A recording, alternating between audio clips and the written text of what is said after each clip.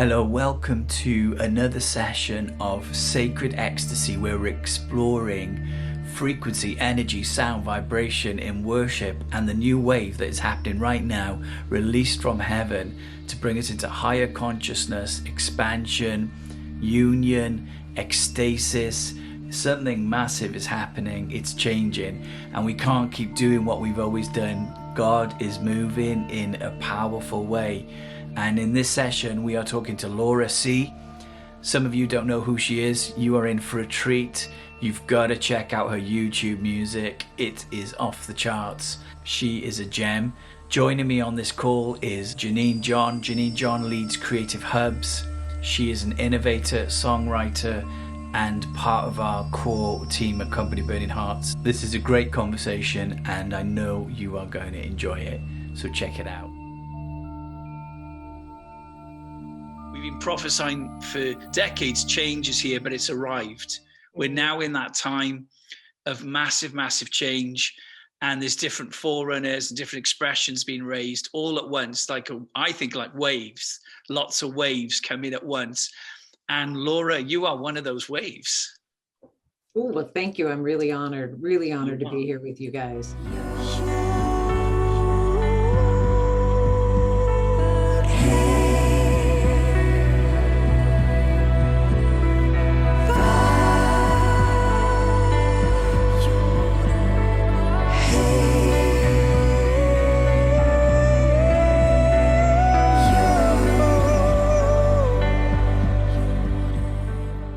I met you at the Quantum Shift conference with Nancy and Shannon Cohen, which I love Nancy Cohen. Big shout out to Nancy.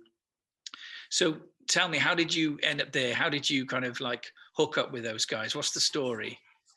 It's this crazy supernatural story. I think I was listening maybe to you several years ago, and literally you threw my friend Nancy Cohen, and it went off in my head like a gong, and the frequency of that name just literally shook me, and I had to start Googling every single thing I could find about Nancy. And of course, back then there were like two videos was all you could find. Right. She was undercover back then. She was totally incognito, yeah, in the hidden place. And so I just knew that I had to find her.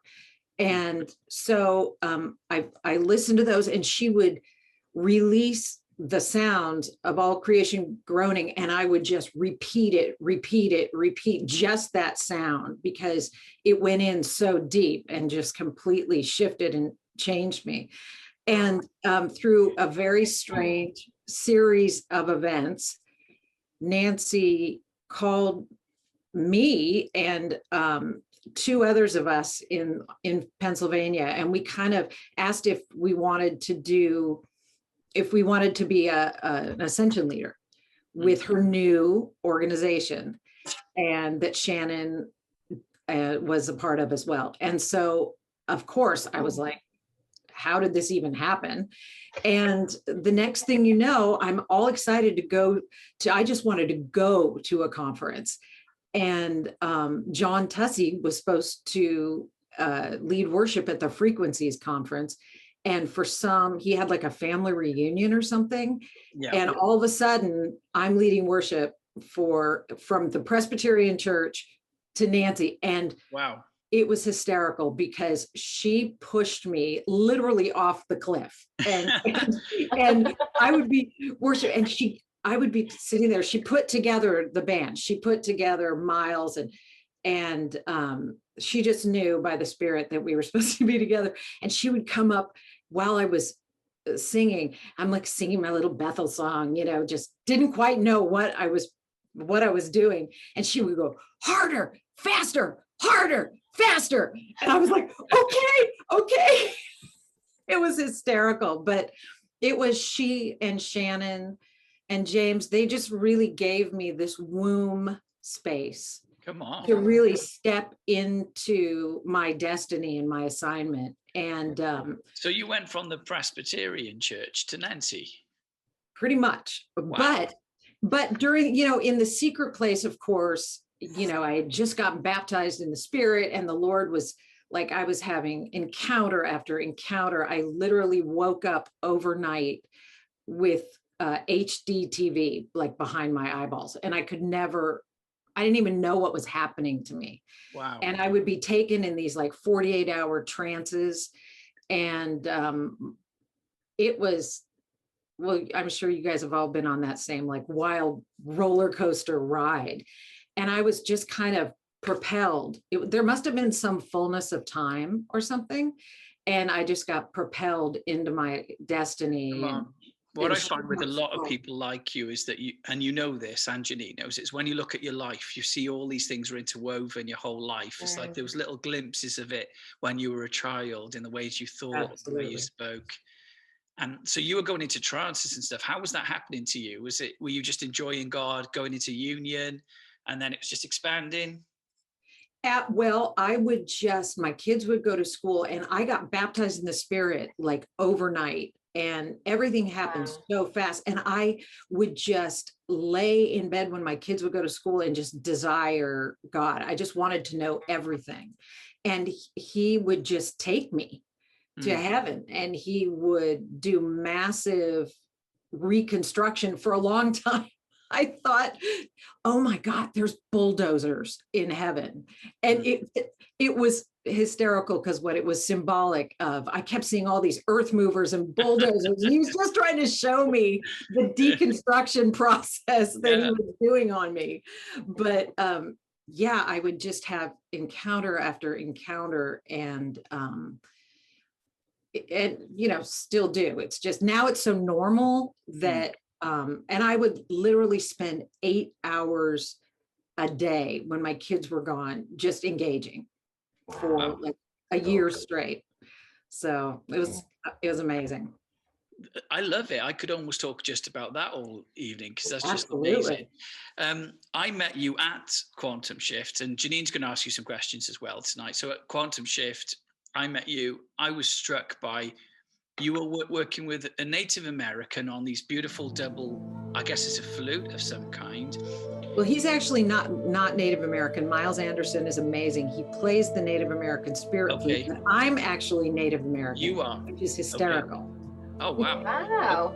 Because this is one of the questions my wife had. She said, you've got that kind of Celtic sounds, because we're a Celtic country. You write about ancient sound. One of your songs is called Ancient Sound, and you have that kind of like sound. And, Janine and I were talking before you came on, that even though everybody's talking about a new thing, it's not necessarily a new thing, is it? It's about the frequency of what you carry being from beyond, really. And we use the word new, but really it's ancient, isn't it? It's like from in the Trinity. So tell us a little bit about that, the ancient sounds. Is that something that you discovered through this process? Because you went from the Presbyterian church to working with Nancy, and I guess all this stuff unlocked in you. Completely.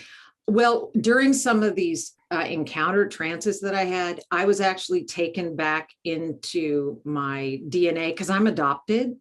So I really knew nothing about my DNA. So he would take me back into my DNA and show me ancestors and mantles they carried, and would actually have me call them forth. Wow. And call sounds and frequencies forth, which I didn't even know was possible. But now I really see it. And my training for, remember, I didn't even speak in tongues at all. And my training for doing what I do now, for a year, he had me sing in tongues an hour a day. And that alone unlocked so many sounds. Wow. And what was hysterical, you're doing it, and you're still kind of like, stuff's coming out, and you're still kind of in that place where, okay, I've never heard that before. And and then what was amazing was I kept doing this one sound. And every time I would do it, I would see all the host of heaven lining up almost in military formation. And when the first time I met Nancy, she did that sound, and that was really unbelievable confirmation. And that was really cool. So yes, I believe these are, you know, the rabbis, well, this has to do with, you know, the sacred letters and the sounds and frequencies attached to them. And it's so old. And, you know, I think back about the rabbis, how they used to sing. Mhm. They understood the frequencies and what they did, how they tuned our body, soul, and spirit with these sounds and the letters combining. So that's my journey now, really. Well, I loved it when I heard you, and we were talking just before we started recording. It was funny at that conference because Brian Welsh from Corn was there. He was hanging out. He's a friend of ours. You had that lovely Native American flute. You had you playing and this drummer. And I thought, where in the world could you see this group playing together? Beautiful voice. And I looked and I felt so much of God's heart. I was like, Lord, you have done something to humanity that brings us together in a way nothing else could bring us together. Like, how could you? And the thing is, everyone was in flow together. No instrument was grating. There was no rehearsals. You guys just got on. You all went into that zone together. Janine, maybe you could jump in now and I'll hand over to you, but you mentioned this phrase, streams. This was a cool, I don't know if you made up this phrase or you got it off Laura, but streams of consciousness. I listened to your live that you did from your house. I think just at the beginning of lockdown, it was really beautiful. You lit some candles. You were just explaining how you were going to kind of do worship. And you said, oh, I'm just going to sing and I'm just going to go into this like stream of consciousness. And I thought, it just really hit me because I just thought, wow, that's a brilliant way of explaining how we sing in the spirit, how we go into that place of transcendence and we allow like God to kind of sing through us. So I was saying just it'd be great to hear you talk a little bit about that because it's so powerful. Thank you. I was really surprised at how many people engage my music that have never ascended before. The way that I record is really strange because I just kind of take my seat in the council of the sounds of heaven and just begin to, I don't want to use words like channel, but you know what we do. We just begin to let the Father sing his song through us. Yeah, I think channel's an okay word because if you think of it as a river, Jesus said, out of your belly will flow rivers. Rivers flow through channels. So sometimes the New Age will have words because those words are not always wrong, are they? They're communicating something. And we're meant to be like oracles, aren't we, of the Holy Spirit? But not just oracles, but combined. I like this whole idea that we're co-revealed with Christ. You know, the Mirror translation uses that a lot, that we're co-revealed. And Colossians 3 says, when he's revealed, you're revealed with him in glory. So is this combination, isn't it, of the divine and you creating something absolutely brand new? Yeah, well, with Ascension Song, it was really great because he kind of, you know, everything that we do, he does first in the secret place. So that's what I'll do. I'll ascend and sing. And I don't really consider myself a worship leader. I consider myself an ascension leader, you know, because that's really all we are, is opening the door, taking people where we've been and then letting them go and have their experience and completely disappearing into the background. One time Jesus sat with me and he said, because I came out of Hollywood, you know, I had like 15 years in Hollywood and, you know, you have to be really deconstructed from that whole mindset. And Jesus said to me, he said, I am raising up those who will only serve me as the bread of life. And he said, would you lead worship for me with a bag over your head? And at the time I was like, oh, absolutely, that's such beautiful symbolism. But now with COVID, I'm wondering if it is symbolism, because maybe it was literal. But that's really the truth, right? Just that we get out of the way and he appears. But what's been the most beautiful thing to me is, I think, especially with Ascension songs, so many people are ascending without knowing they're ascending, just because they're following as we walk in through the blood and begin to engage with the host and the cloud of witnesses.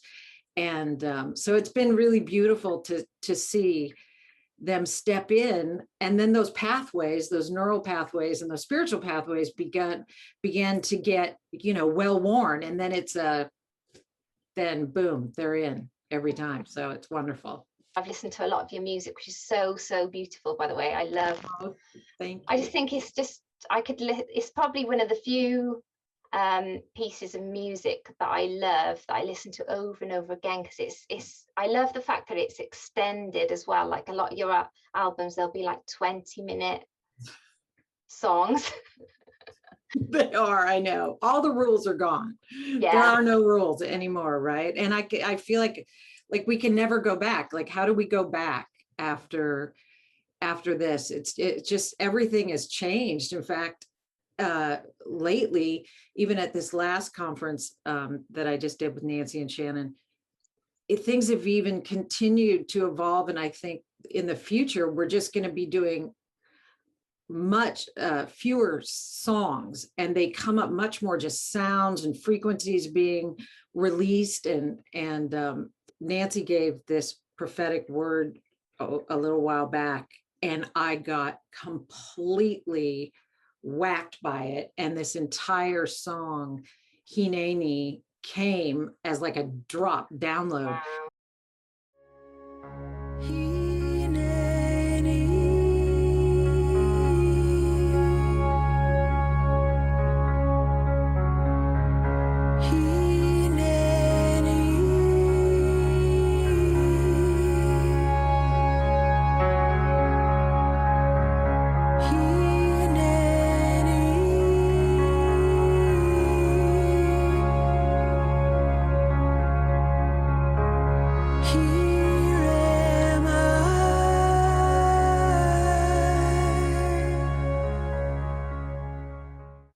I believe there's a scroll for every time we lead worship, there's a scroll, and we ascend first and engage the scroll. And, there's different hosts assigned to each scroll, and different cloud of witnesses that we tend to partner with for a certain conference or a certain scroll. So it's just, especially for someone like me who has complete ADD, and like, I am absolutely cut out for spontaneous, because I never understood how people had hit songs and then had to sing the same thing over and over and over again. It's got to be like new every time. So yeah, I think I saw somebody posted on your wall that asked you which one is your favorite song, and you said the latest one. It's always a song that I've just worked on, which I totally relate to. I'm a bit like that as well. Exactly.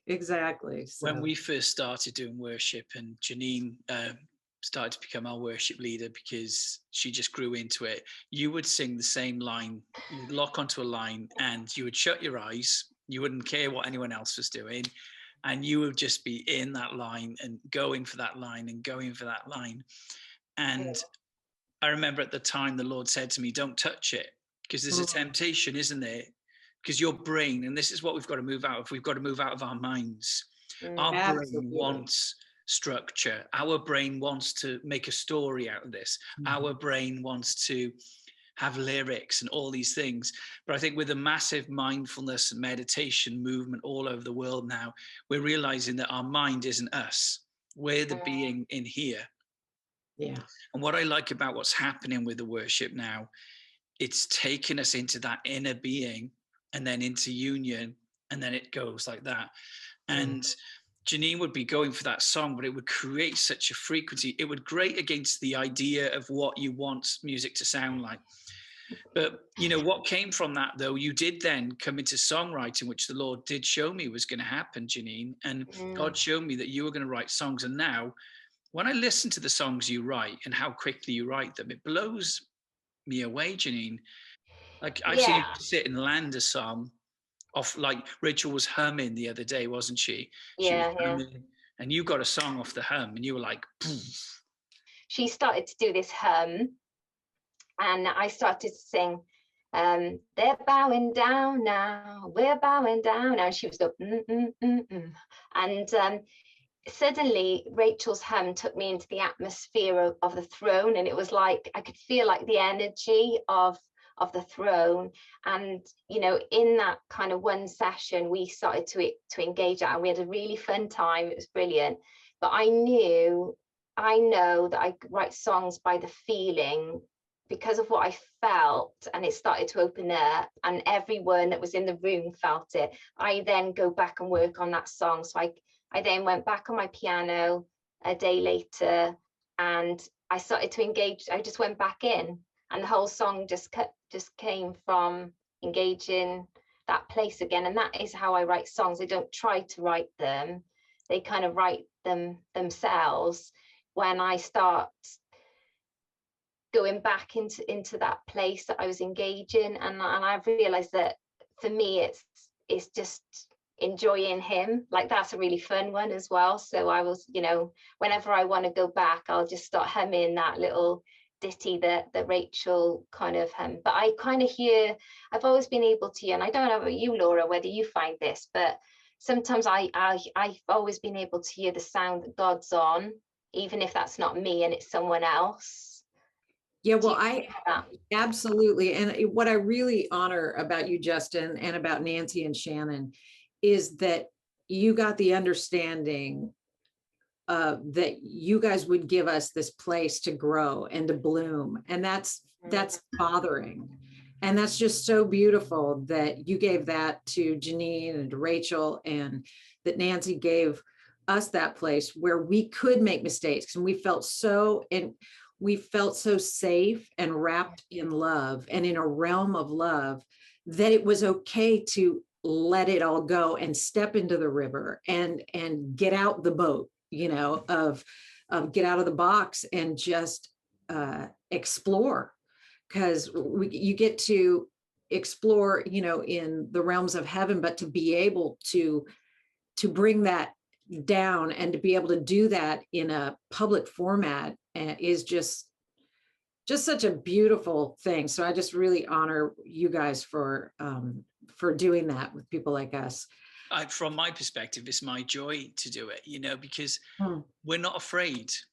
We're not in that age anymore. Exactly. We're in innocence and play, and like, personally, I get tremendous joy out of seeing other people shining. That's what makes me really happy. I spend a lot of time trying to develop people, even doing this new podcast. I'm not an expert on worship. I realized after the first one, I said to Rachel this morning, I don't know a lot. And that's the dot, that's the yod, that's the yod, hey, vav, hey, that we engage his name. I love the fact it starts with the yod, because it's like saying all we know is a dot. So we're all in the same place in this. But do you know what? It's so beautiful. It's so exciting. And we've moved out of the age of fear, because perfect love is coming. And in love, there's no punishment. It's all about hearts. But what I like about you, Laura and Janine, is you're trustworthy people. And I do think even in worship, there is a certain DNA that has to be there.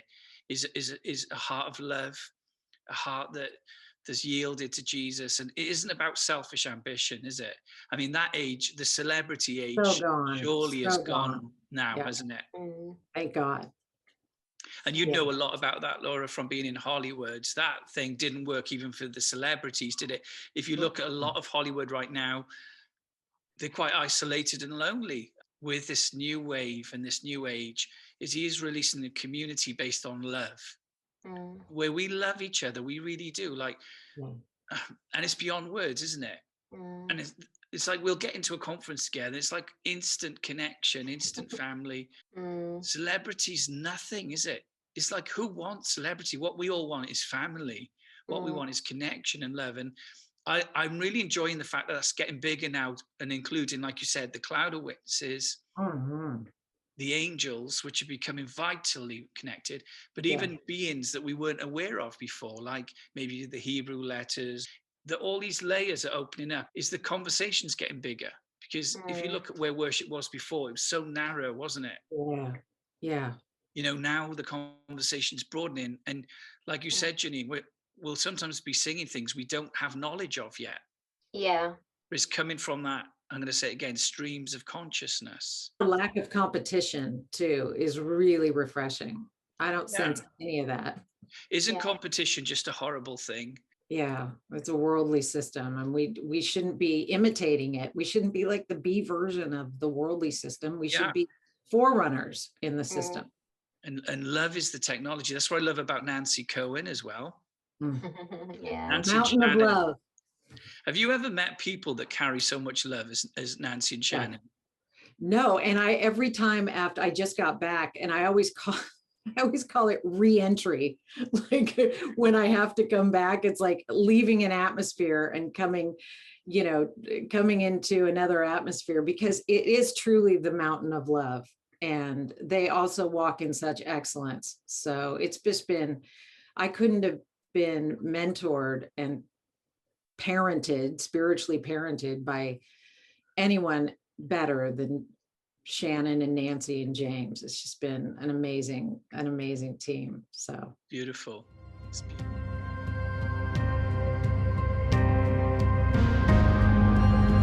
I am brooding over. I am brooding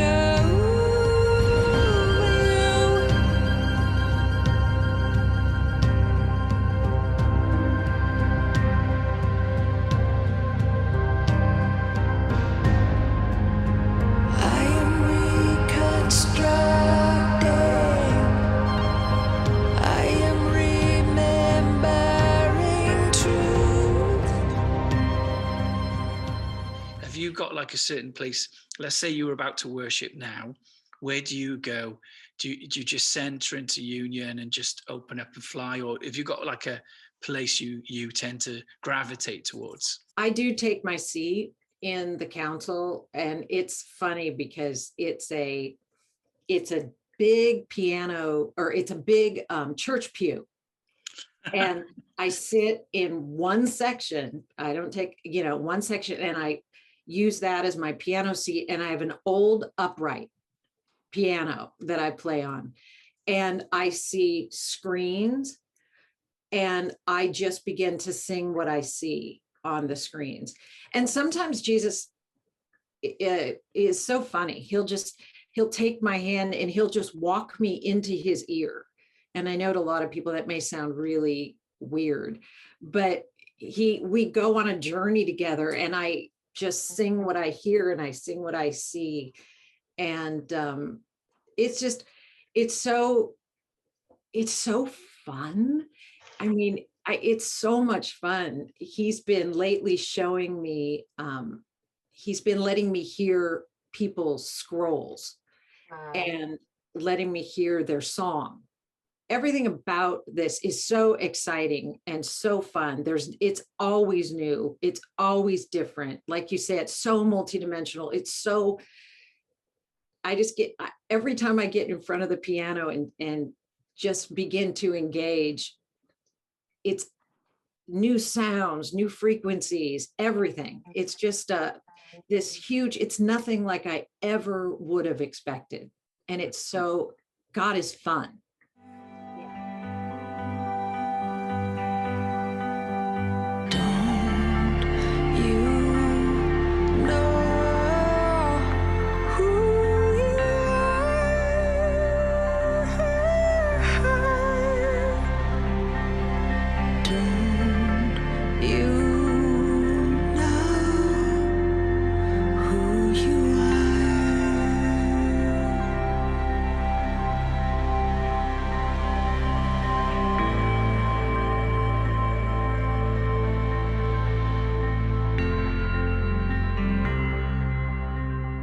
One of my favorite moments in worship is when you've released what you were, the scroll for that day, and the kabod just comes down and it gets really quiet, and then the other people in the auditorium or in the audience begin to release their sound, and there's a swelling up that comes, and it becomes massive, and it makes that circle, which I just absolutely love, because it comes from him, for him, through him, and back to him, right? And I just love seeing that. I get so excited when that circle begins to be released and begins to, because it's a wheel when it begins to operate. I love that. What I think's happening as well with this is that our thinking, it's already changed for us, but it will change for the whole church, is that worship is not just this songs we're singing before the offering and a preach and a service. We've broken from that now. Yeah. That is not the way it's going to be. I used to be, a little confession here. I used to be quite irritated in the church I belonged to, because one of the leaders would always say, let's sing songs before the preach. Everything in me used to go, because I was already experiencing ecstasies at this point, and I was thinking, we're not singing songs, we're joining something transcendent. And the model we've tried to fit it all in is too small, isn't it? It's like, this is an hour service or an hour and a half service. And what I love about, like, even Nancy, she doesn't follow those rules at all. I did a conference with her in Texas. And after she finished preaching late at night, she said, if anybody wants to hear more, come back to the hotel.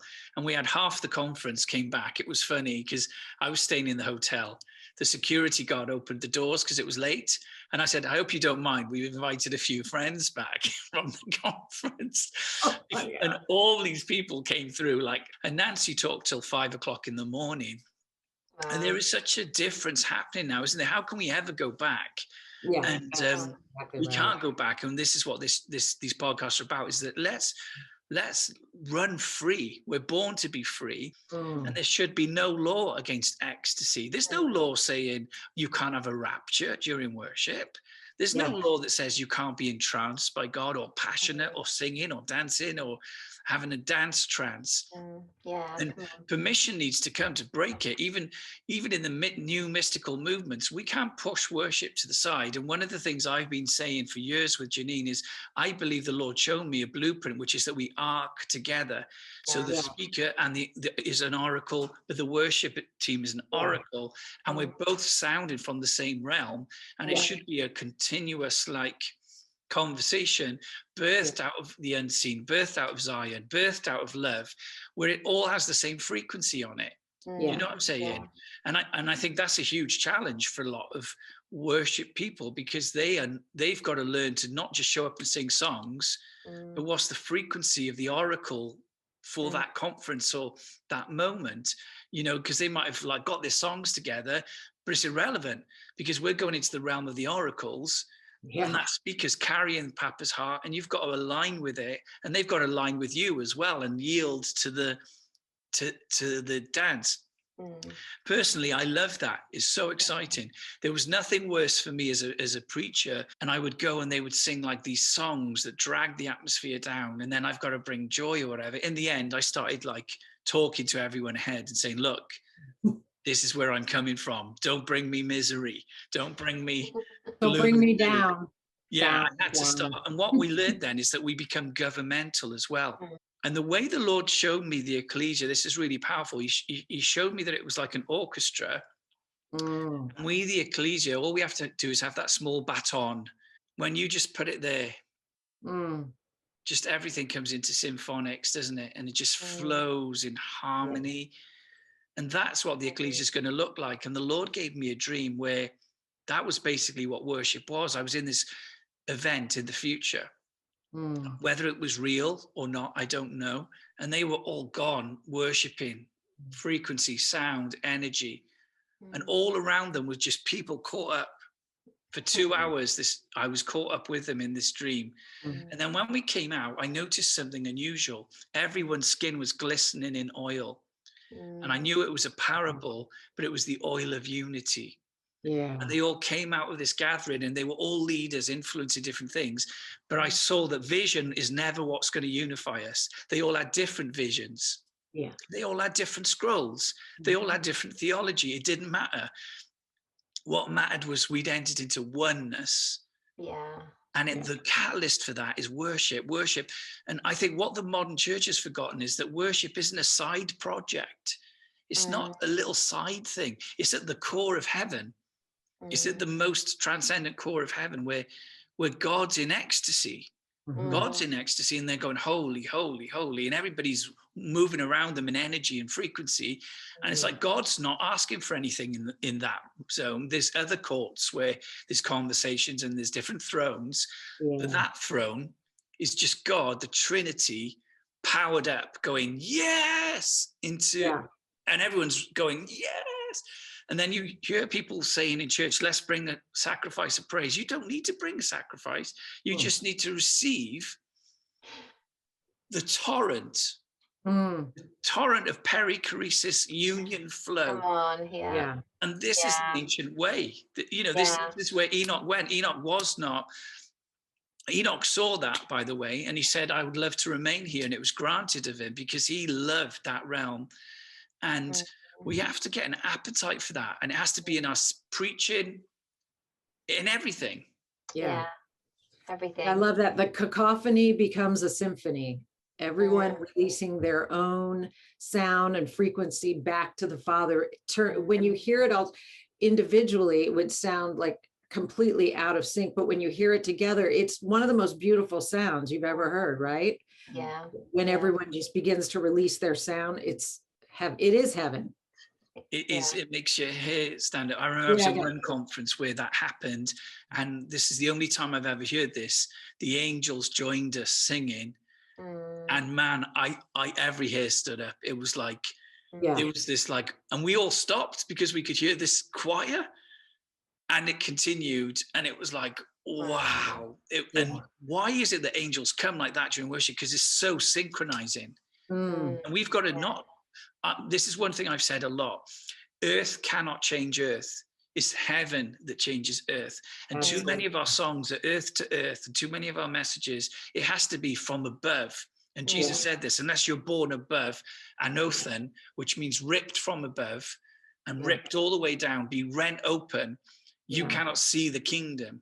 And he's looking for people like you, Laura. And that's what I think you do, and Janine. You get out there, you go up and you literally rip open your gates, and the whole thing just goes.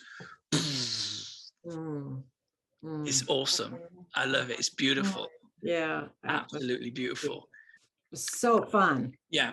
I'm really enjoying talking to you, Laura. And I know Janine is as well. I feel like there's a connection between us. I don't know what that's going to look like, but I'd love for us to do more together. And, one of the things we've talked about, Janine, is many voices. It was a word I heard in the courts of heaven, and it came from Abraham. Abraham was presenting different scrolls, and I heard a voice say, there will be many voices. And I believe God in this season's connecting all of the people together, because the mystics have kind of connected, haven't they? Where there's been all these different panels and connections and conversations, but the worshippers, the ecstatic worshippers, the new mystics have to get together. And, I feel, Laura, you're a huge part of that. Even tonight, as we've been talking, I could see the mantle of government God's put on you. And it's like it's stretching out into the cosmos. And it's like he's put something so significant on you for this time. And I just believe it's going to continue to expand. He's called you for such a time as this. There's something so beautiful on what he's done in you and the sound. How do you feel, Janine? Yeah, going back to kind of connecting with Laura, there's not really many people I feel that kind of carry what you do, and like I hear that sound, like I listen to your music because I hear the realm of his heart. I hear that intimacy. I hear the Father's love. I hear union, and I hear that you're singing from like the flow, and that really excites me because there's not. There's like a few people dotted around, and like just instead, I feel like we're finding each other, and even part of these kind of conversations, then the many voices, that's what it is kind of about, because there is meant to be this surge, this wave where all those voices kind of come together. And personally, what I've found is like being in connection sparks you. Like people generally don't get sparked outside being in relationship, community. You know, that's the way that God's made us. He kind of makes us long for true connection and family, and places where we are kind of valued and given that space, you know, like you were kind of honoring Justin earlier, Laurie, you know, like I feel so grateful to be with Rachel and Justin, like, you know, and everything that they call out of me. Like sometimes it takes other people to call you out, doesn't it? It's like it's within you, and there are a few people who can do that and they kind of burst forth on their own. There are those people who do it anyway, but most people kind of need that encouragement, you know, from other people, but also, you know, the cloud of witnesses and that encouragement from the heavenly realm in his heart. So yeah, I feel I'm really excited about what God's doing, because I see it everywhere at the moment. I see, you know, as we're kind of engaging different people in the podcast, everyone we love, don't we, Justin? We're like, yes. and it is like that in every sphere that I seem to be going into at the moment. You feel that oneness and that connection. One of the words the Lord gave me like 15 years ago, he said, in these days, as much as we will be addicted to the presence, we will also be addicted to one another.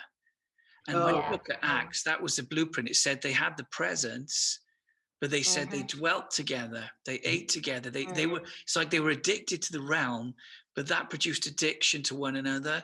And I think we're going to come back to that again, and Jesus actually said that was what was going to transform the earth. It says when they see the oneness that the Father has in the Son and the Son in the Father, and them in us and us in them, when the world sees that, they will believe that you sent me. So oneness is where we're going. And I think we've just got to give into that love. It's like, it's such a good thing, isn't it? Fall in love with each other and loving each other. And it's just so beautiful.